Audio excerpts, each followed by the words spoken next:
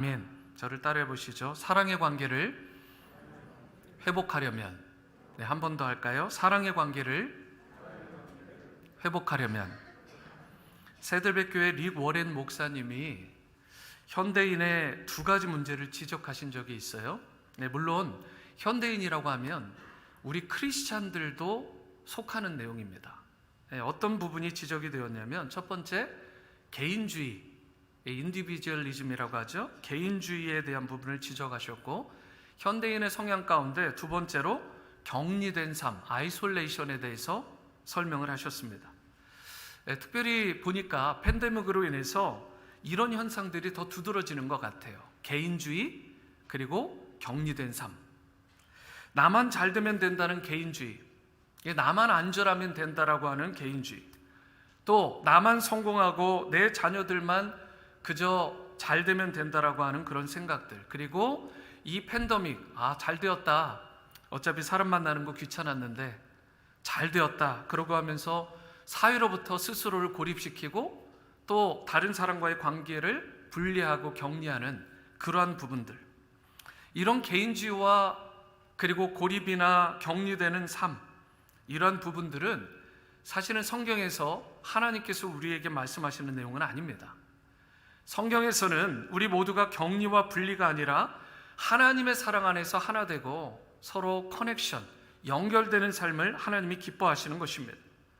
크리스천 삶의 본질은 죄 때문에 갈라지고 깨어진 우리 인간을 하나님께서 다시 하나 되게 하신 것, 그러니까 하나님과 우리 사이의 관계를 하나 되게 하시기 위해서 주님께서 오신 것이고, 이 하나됨을 지켜 행하는, 그리고 지키기 위해 모든 것을 집중하는, 사랑 안에서 하나됨을 이루기 위해서 최선을 다하는, 그것이 크리스천 삶의 본질이고, 그 본질을 이룰 때 하나님의 기쁨과 영광이 되는 것입니다. 성탄의 계절 12월이 되었습니다. 여러분, 성탄의 계절의 진정한 의미가 무엇인지 아시죠?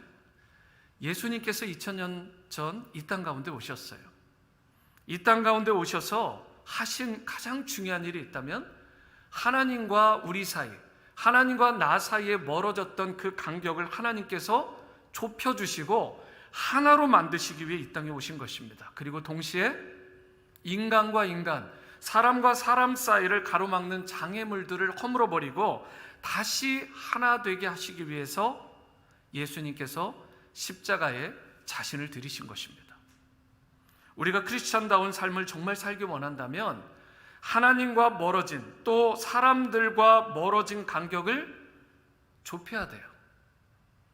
팬데믹으로 인해서 이때다 싶어가지고 멀어지는 게 아니라, 편하다, 이런 게 아니라 오히려 물리적으로, 사회적으로는 거리를 둬야 될지 모르지만 영적으로, 마음적으로, 사랑의 관계에 있어서는 더 가까워져야 되는, 그 막혀진 벽을 깨트리고 사랑 안에서 하나됨을 이루어야 되는 것이 여러분과 저의 목표가 되어야 되고, 이 땅을 살아가는 삶의 이유이고, 그것이 주님의 기쁨과 영광이 되는 것입니다.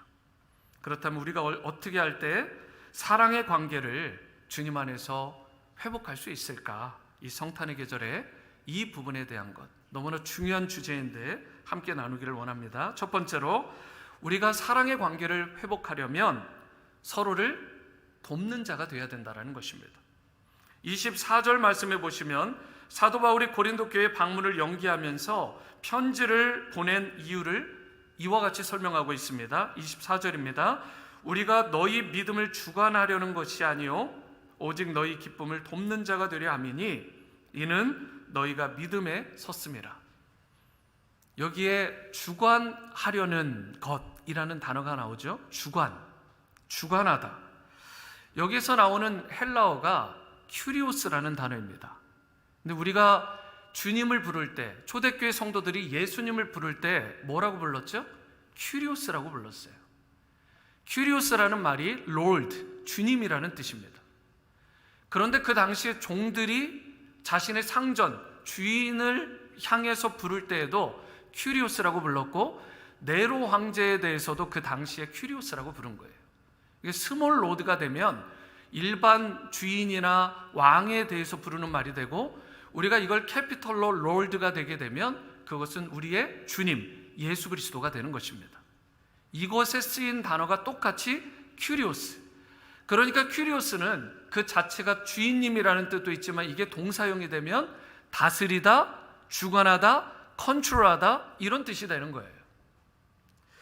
그런데 이러한 다스리다, 통치하다, 주관하다라는 단어와 함께 뭐라고 얘기하냐면 우리가 너희 믿음을 컨트롤하고 주관하고 다스리려고 하는 것이 아니다라고 사도 바울이 고린도 성도들에게 말하고 있는 거예요. 만약에 잘 생각해 보세요. 만약에 우리가 누군가를 대할 때, 인간관계를 대할 때에 기본적으로 다른 사람을 다스리려고 해요. 여러분의 입장에서 생각해 보세요. 누군가가 나를 막 컨트롤하려고 하고 다스리려고 하고 막 그냥 그렇게 주관하려고 하면 마음이 어떠세요? 불편하지 않으세요? 그 사람과의 관계가 건강해질 수 있을까요? 사랑의 관계가 회복될 수 있을까요? 여러분 안 됩니다. 여러분 마찬가지예요. 내가 누군가를 대할 때도 내가 다른 사람들을 주관하려고 하고 다스리려고 하고 어떻게 해보려고 하고 컨트롤 해보려고 하고 그러면 그 관계는 회복되는 게 아니라 더 깨어지고 멀어지게 되어 있습니다. 그래서 사도 바울이 24절과 같이 말한 거예요. 24절의 뜻은 이런 뜻입니다. 나는 너희를 컨트롤하고 다스리고 주관하려는 자가 아니다. 오히려 기쁜 마음으로 너희를 바라보고 기쁜 마음으로 너희를 돕는 자다라고 말하고 있는 것입니다. 이런 바울의 자세가 고린도 성도들과 이 사도 바울 사이를 아름답게 회복할 수 있게 된 기폭제가 된 거예요. 만약 이 반대로 하면 어떻게 된다고요? 관계가 오히려 어그러지고 깨어지고 망가지게 되어 있다는 것입니다. 사실 사도 바울은요, 말 그대로 사도입니다. 오늘날에는 사도가 없어요. 사도성은 계승해야 되지만 사도는 없습니다. 여러분 사도라는 것은 어마어마한 특권이죠. 예수님으로부터 하나님으로부터 직접적으로 받은 사도권이 있었던 사도 바울이에요. 거기다가 고린도 교회에 이 개척자이기도 하고 영적 지분이 있는 사도 바울로서는 자신의 권한을 행사할 수 있는, 주관할 수 있는, 심지어 그 교회를 컨트롤할 수 있는 능력이 있었던 사람입니다. 그런데 그 모든 것들을 어떻게 해요? 자기는 내려놓았다라는 거예요.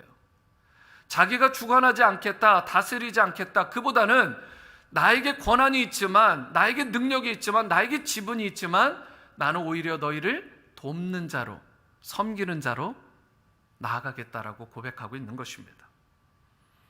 여러분 이와 같은 부분, 고린도 성도를 향한 사도 바울의 이런 겸손한 마음 그리고 섬기는 자세, 특별히 돕고자 하는 이 열정이 그들과 사도 바울 사이를 하나 되게 하고 사랑 안에서 아름다운 회복을 경험하게 한 것입니다.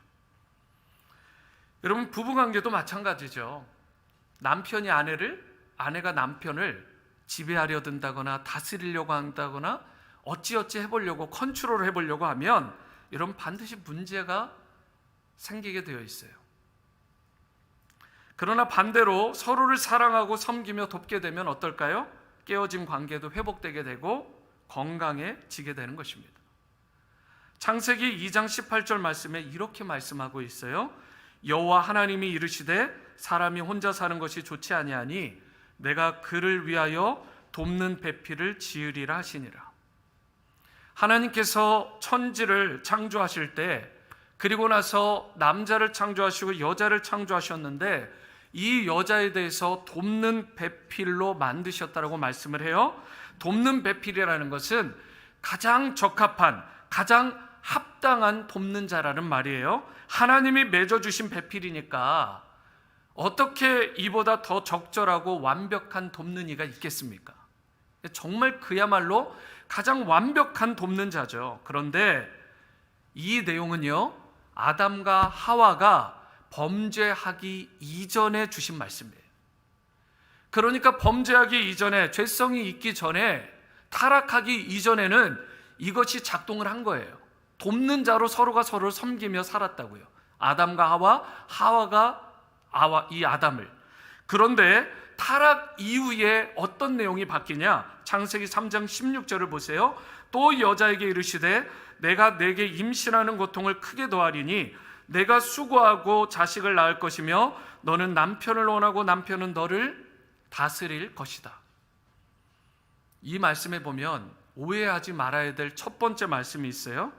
아담과 하와의 타락 이후에 아내인 하와에게 해산의 고통을 더 크게 하시겠다라고 했어요. 이 범죄의 결과입니다. 그런데 여러분, 이 말은 범죄 이전에는 해산의 고통이 아예 없었냐? 그 말이 아니에요. 해산의 고통은 있었어요. 성경을 다시 보세요. 뭐라고 하고 있어요? 내가 너에게 임신하는 고통을 크게 더할 것이다. 예전에도 고통이 있었지만 그 고통과 비교할 수 없는 고통이 너에게 임할 것이라는 거죠. 여러분, 그리고 나서 이어지는 16절 하반절 말씀이 중요하죠. 너는 남편을 원하고 남편은 너를 다스릴 것이다. 이러니까 이 아내는 남편을 막 사랑하는데 남편은 그걸 몰라주고 남편이 아내를 막 다스리고 컨트롤하려고 하는가 보다, 이런 말씀으로 이 개역 개정판을 오해할 수 있는데요. 새 번역으로 보겠습니다. 16절 새 번역 성경에 이렇게 되어 있어요. 내가 남편을 지배하려고 해도 남편이 너를 다스릴 것이다. 이 원문을 번역하는 여러 번역본들이 있는데 제가 볼 땐 이게 더 번역에 맞아요. 그러니까 아내 입장에서, 하와 입장에서 남편을 지배하려고 들 거라는 거예요. 어느 때요? 타락 이전이 아니라, 타락 이전에는 돕는 자로, 섬기는 자로 살아가려고 했는데 타락이 임하고 나니까, 죄성이 임하고 나니까 그 가운데 아내가 남편을 지배하려고 하고 남편은 아내를 다스리려고 하더라는 것입니다. 여러분들의 삶 가운데 이런 모습이 있지는 않습니까? 우리가 죄성이 있게 되면, 타락한 본성이 드러나게 되면 자기도 모르게 상대방을 다스리고 지배하고 컨트롤하려고 든다는 거예요. 계속 긴장 관계가 있는 거예요. 처음 오신 분이니까 그렇긴 하지만 제가 한빈 형제하고 태림자매 처음에 와서 대화를 한참 하다가 보니까 그런 이야기를 들었어요. 결혼한 지 얼마 안 되셨는데 한 2년 반, 3년째 이제 되어 가시는데 텐션이 없으신 거예요. 결혼한 신혼부부들이 보통 텐션이 있거든요. 조정기간이 있잖아요. 그런데 굉장히 편안해 보이고 텐션이 없다. 제가 그렇게 칭찬을 해드렸어요. 여러분은 어떠셨습니까? 기억이 안 나세요?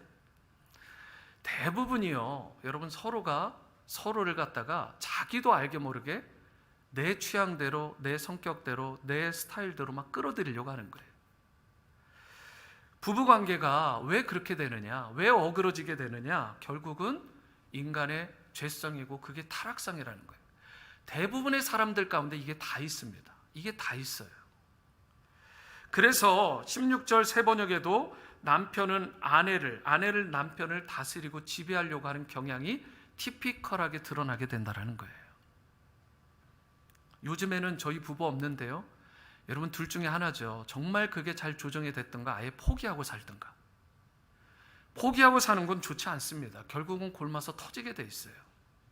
안 된다라는 거죠.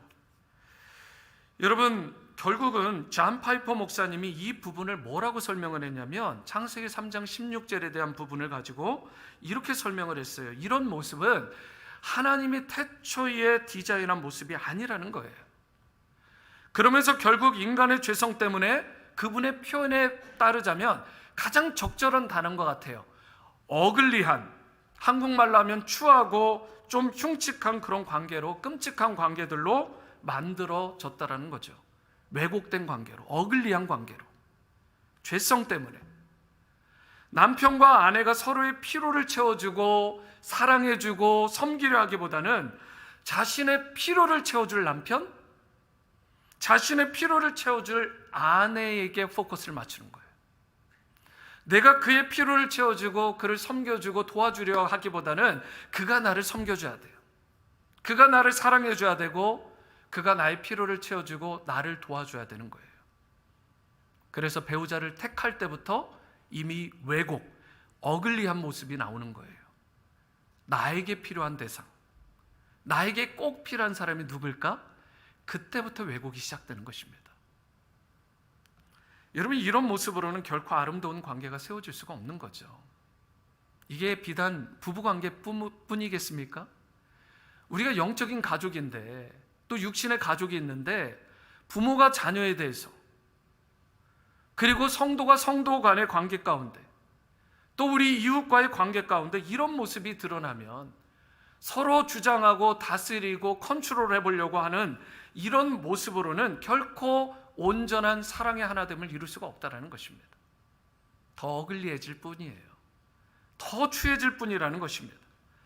그래서 우리는 이러한 추하고 더러운 욕심, 탐욕을 다 내려놓고 서로를 사랑하고 섬기고, 태초부터 하나님께서 여러분과 저에게 온전히 디자인하신 참 크리스천다운 돕는 자로 회복이 돼야 되는 것입니다.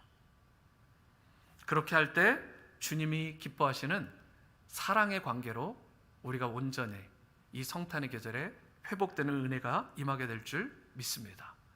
두 번째로, 우리가 사랑의 관계를 회복하려면 바른 결심이 있어야 돼요. 바른 결심, 건강한 결심. 바른 결심이 있어야 그때부터 바른 관계가 세워지게 되는 것입니다. 2장 1절을 보시기 바랍니다. 내가 다시는 너희에게 근심 중에 나아가지 아니하기로 스스로 결심하노니. 고린도 전서와 고린도 후서가 우리가 읽고 있잖아요. 지금 고린도 후서를 읽고 있는데 얼마 전에 이제 고린도 전서가 마쳤죠. 고린도 전서와 고린도 후서 사이에 사실은 서신을 하나 바울이 고린도 교회에 보냈던 편지가 있습니다. 그 편지를 소위 눈물의 편지라고 불러요. 그런데 그것은 지금 남아있지 않습니다.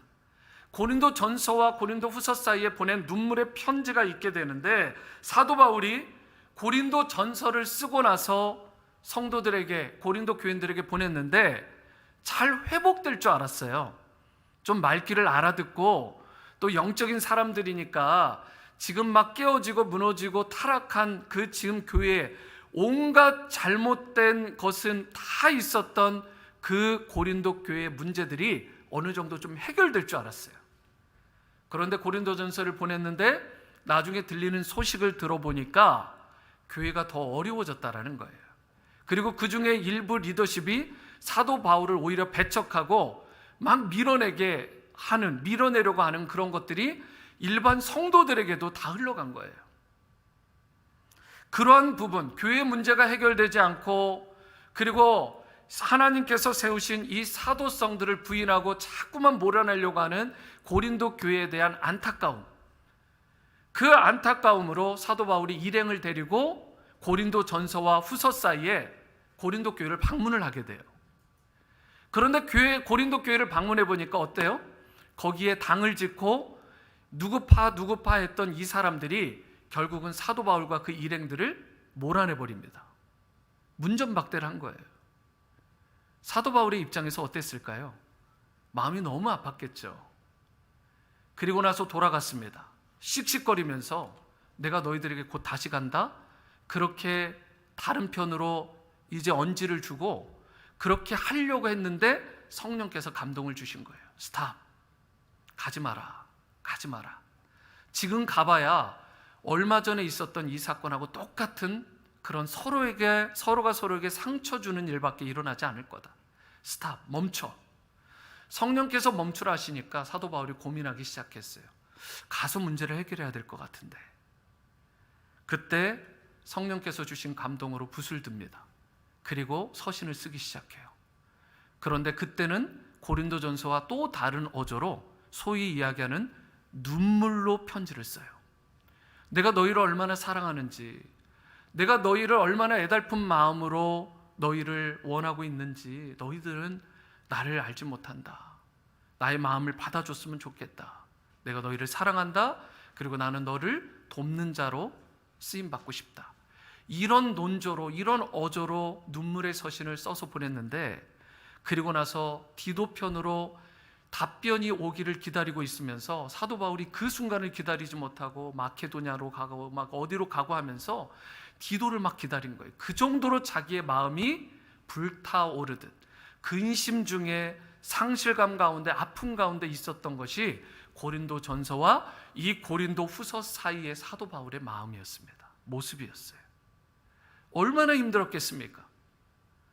본인이 개척한 교회고 그리고 지금 이 마케도니아 지역에서 너무나 이 그리스 지역에서 중요한 교회가 가장 중심이 되어야 될 그 마더처치 역할을 해야 될 교회가 고린도 교회인데, 거기서 교회가 어려움을 당하고 거기를 당짓는 일들이 생기고 분열되고 하나 되면커녕 사랑이 깨어지고 막 왜곡된 부분으로 나가니까 사도 바울이 너무 근심이 됐던 거예요.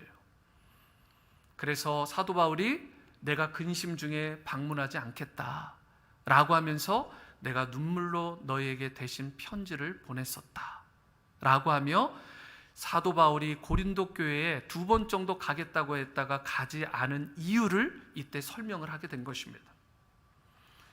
사도 바울이 왜 이처럼 편지를 쓰고 직접적으로 가지 않았습니까? 이유는 딱 한 가지죠. 고린도 교인들에게 내가 다시는 상처 주지 않겠다라고 마음의 결단을 내린 거예요. 그 마음의 결심, 내가 만약 지금 가게 되면 여러 사람들을 속아내고 소위 안 좋은 사람들을 좀 쳐내고 교회를 좀 내가 어떻게 하면 잡을 수 있을 것 같은데, 내가 이번에 가면 오히려 상처 주고 상처받는 일이 생길 것 같다라는 마음 가운데 그것마저 다 포기하고 다 내려놓고 직접적인 상처 주는 일을 금하고 편지를 대신 써서 자기가 회복할 시간을 그들에게 준 것입니다. 억지로 바로잡으려 하기보다는 고린도 교회 성도들을 믿어준 거예요. 신뢰한 것입니다. 그리고 그들에게 회복할 시간을 주었을 때 성령께서 그들의 마음을 만져주심으로 이렇게 고린도 후서를 쓸 때까지 되면서 드디어 그들의 마음이 놀랍게 회복되기 시작한 거예요. 여러분, 여기에 보면 사도 바울 자신이 이미 한 번 상처를 크게 받았잖아요. 그리고 고린도 교회 성도들에게 상처를 안겼잖아요. 그런데 더 이상 자기가 상처를 주지 않겠다, 더 이상 그들에게 아픔과 근심을 주지 않겠다라고 굳게 결심하는 내용이 오늘 본문 2장 1절의 내용인 것이고, 이것을 바른 결심, 소위 사랑을 위한 결심이라고 말할 수 있는 것입니다. 다시는 상처 주지 않겠다. 다시는. 1절과 연관된 본문 2절 말씀도 보세요. 내가 너희를 근심하게 한다면 내가 근심하게 한 자밖에 나를 근심하게 할 자가 누구냐? 공동 번역에서는 2절을 이렇게 번역했습니다. 나를 기쁘게 해줄 수 있는 사람은 여러분밖에 없습니다. 그런데 내가 여러분의 마음을 아프게 한다면 나를 기쁘게 해줄 사람에게 슬픔을 안겨주는 셈이 되지 않겠습니까? 그러니까 여러분, 이게 무슨 뜻이에요? 결국 나는 결코 당신의 마음을 아프게 하지 않겠습니다. 이 내용이 이 본문 2절의 내용인 거예요. 그러면서 3절에도 비슷한 내용이 나옵니다. 아픔을 주지 않겠다. 내가 이같이 쓴 것은 내가 갈 때에 마땅히 나를 기쁘게 할 자로부터 도리어 근심을 얻을까 염려하며 또 너희 모두에게 대한 나의 기쁨이 너희 모두의 기쁨인 줄 확신함이로라. 개역 개정을 읽어도 이게 약간 어렵잖아요. 2절도 그렇고 3절도 그렇고. 이게 여러분 이런 뜻이에요. 3절이 결국은 내가 기뻐야 여러분도 기뻐하게 되리라는 것을 나는 잘 알고 있습니다. 그래서 나는 여러분을 찾아가는 대신에 그 편지, 곧 눈물의 편지를 써 보냈던 것입니다. 이것이 바로 3절에 암시하고 있는 내용이죠. 이 내용을 다시 한번 정리를 해보죠.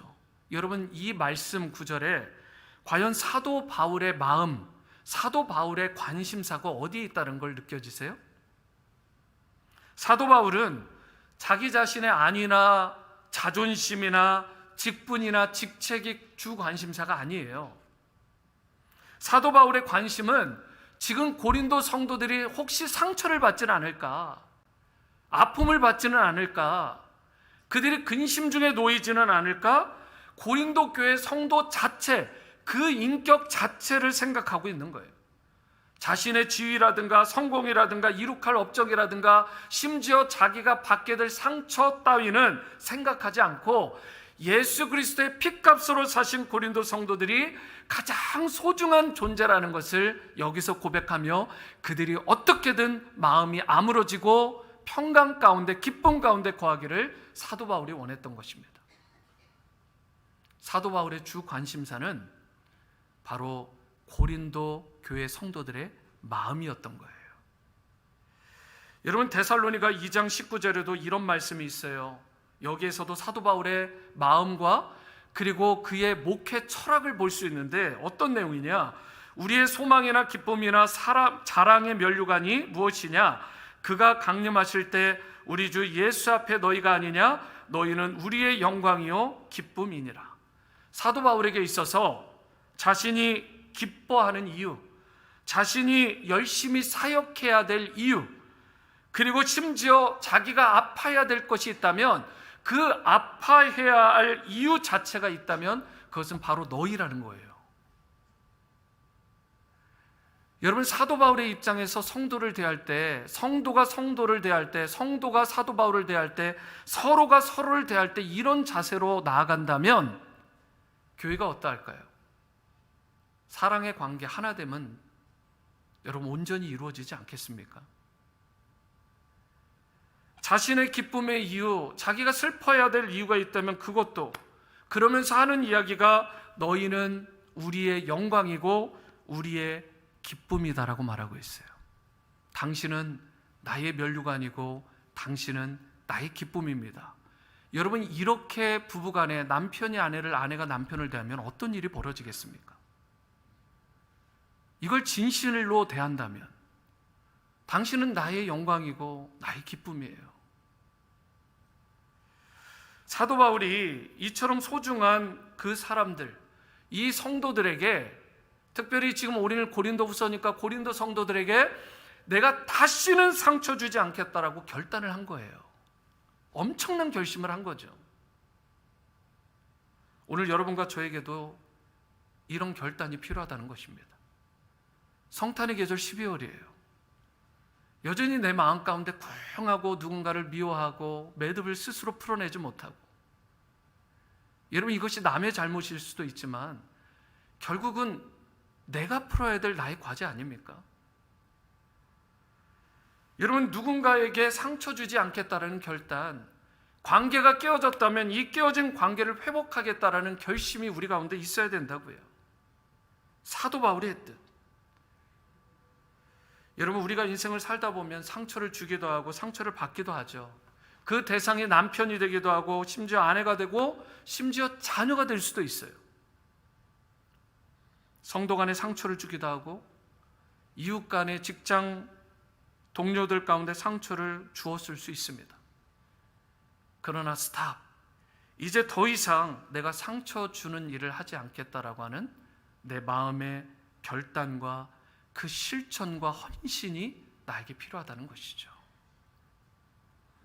지금까지 준 상처로 충분하다, 내가 너무 많은 상처를 주었다라고 하는 이 배수진, 일종의 배수진을 탁 치고 더 이상은 상처 주기보다 오히려 손을 내밀고 위로해주고 섬겨주고 도와주고, 이것을 쉽게 표현할 수 있는 건 함께 울어주고 함께 웃어주는 내가 되겠다라고 하는, 우리가 되겠다라고 하는 이 결단이 우리 가운데 필요하다는 것입니다. 다시는 상처 주지 않겠다는 이 결심이 분명할 때 우리의 관계도 아름다워지고 인생의 열매도 풍성해지는 것입니다.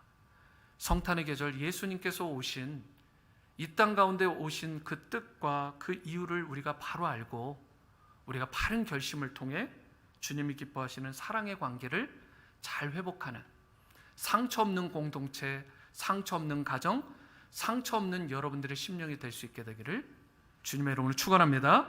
세 번째이자 마지막은 우리가 사랑의 관계를 회복하려면 진실한 눈물과 사랑이 있어야 한다는 것입니다. 저를 따라해 보시죠. 진실한 눈물과 진실한 사랑이 있어야 합니다. 4절을 보시기 바랍니다. 내가 마음에 큰 눌림과 걱정이 있어 많은 눈물로 너에게 썼노니 이는 너희로 근심하게 하려 한 것이 아니요 오직 내가 너희를 향하여 넘치는 사랑이 있음을 너희로 알게 하려 함이라. 여기서 바울은 본인이 마음속에 큰 눌림과 걱정이 있다라고 표현을 했죠. 그만큼 견딜 수 없었던 고린도 전서와 고린도 후서 사이에 정말 견디기 어려운 아픔과 무거운 짐이 자신에게 있었던 거예요. 이 교회의 성도들과 관계가 깨어진 사도 바울의 입장, 그리고 교회가 어려움 가운데 지금 영적으로도 그렇고 거짓 교사들이 판을 치는 고린도 교회의 모습을 보면서 너무 아파하는 그런 깨어진 근심된 마음을 가지고 그가 눈물로 쓴 서신이 눈물의 서신이라고요. 그런데 감사하게도 성령께서 역사하시고 도와주심으로 말미암아 그 변할 것 같지 않았던 고린도 성도들의 마음이 돌이켜지게 되고 회복될 것 같지 않았던 바울과 성도들과의 관계가 회복된 거예요. 그리고 그것이 바로 무엇 때문이냐?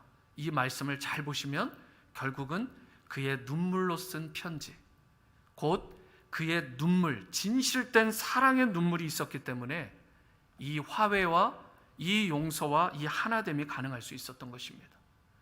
그의 눈물의 사랑, 그 진실된 사랑이 고린도 성도들을 감동시키고 변화를 시킨 거예요. 사랑에는 이와 같이 진실된 눈물이 담겨져 있어야 됩니다. 성경에 보면 우리가 하나님의 눈물을 느낄 수 있는 대목이 여러 군데 나오죠. 그 중에 가장 하나님의 눈물을 절실히 제대로 느낄 수 있는 부분이 저는 예수님의 십자가 사건이라고 생각을 합니다. 사실 십자가는 하나님의 우리를 향한 눈물이라고 말할 수 있는 거예요.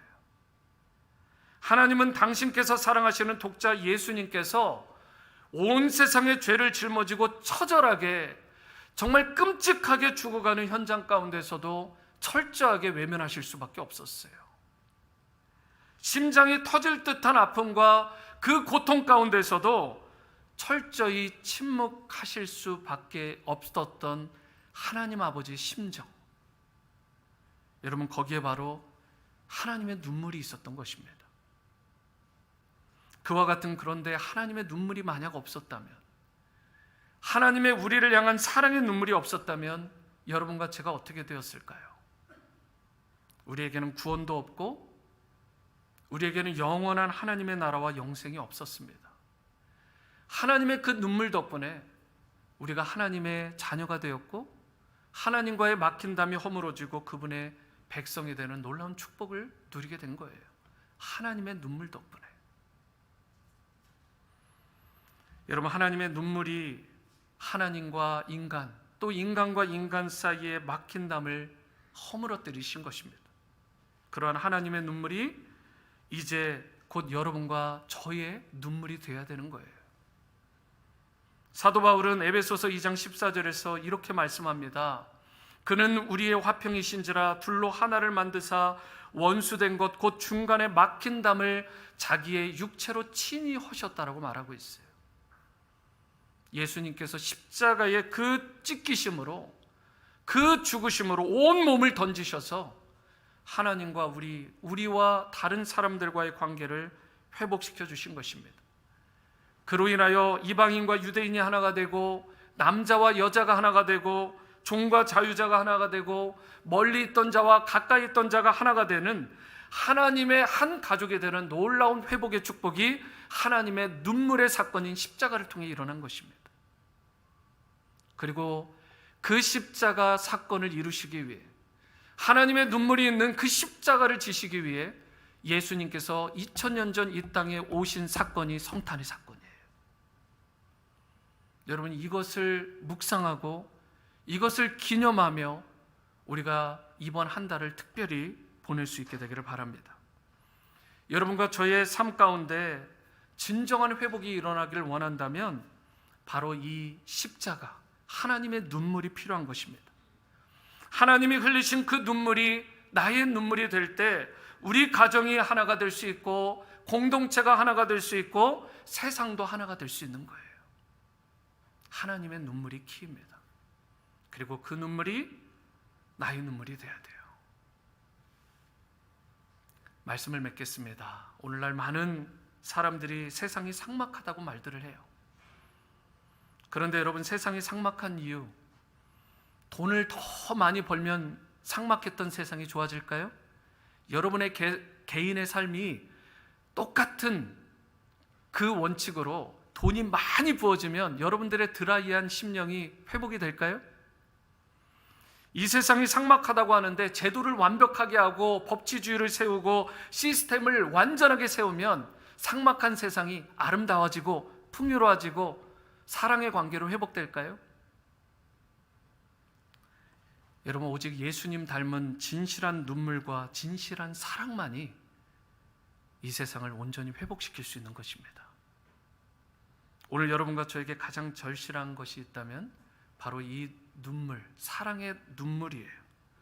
세상의 사랑은 멈출 수도 있고 인간의 사랑은 변질될 수도 있지만 주님의 사랑은 멈춤이 없고 변질되지 않고 다함도 없습니다. 한 번 사랑하시면 끝까지 사랑하시고 절대로 놓지 않으시는 하나님의 사랑. 이제 그 주님의 사랑으로 충만한 이 성탄의 계절 되시기를 바라고, 아름답고 견고하며 담대하게 살아가는 여러분과 여러분의 가정 될 수 있게 되기를 바랍니다. 그리하여 십자가의 그 사랑으로 다시 한번 주님 안에서 온전히 회복되시고 하나님의 그 눈물로 말미암아 여러분의 눈물이 회복되고 주님의 영광과 기쁨 위에 찬란하게 쓰임받는 여러분과 저의 삶이 될 수 있게 되기를 주님의 이름으로 축원합니다.